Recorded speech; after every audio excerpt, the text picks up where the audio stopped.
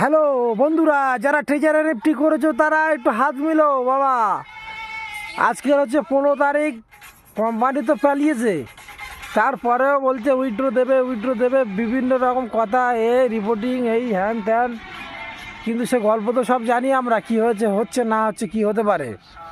তা কারা কারা ট্রেজারার এফটি করেছো, হ্যাঁ মানে একটু কমেন্টে জানাবে। আর যারা যারা ট্রেজার এফটি করেছো মন খারাপ করার কোনো কারণ নেই, ঠিক আছে। আমরাও টাকা মানে লাগিয়েছি, আমরা উইথড্র করতে পারিনি।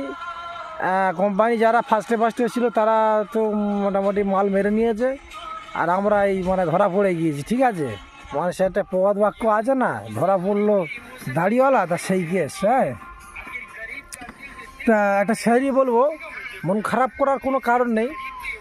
जंगल में रहो या बस्ती में रहो, तूफान में रहो या किश्ती में रहो, महंगी में रहो या सस्ती में रहो, जहाँ पे रहो ना मस्ती में रहो।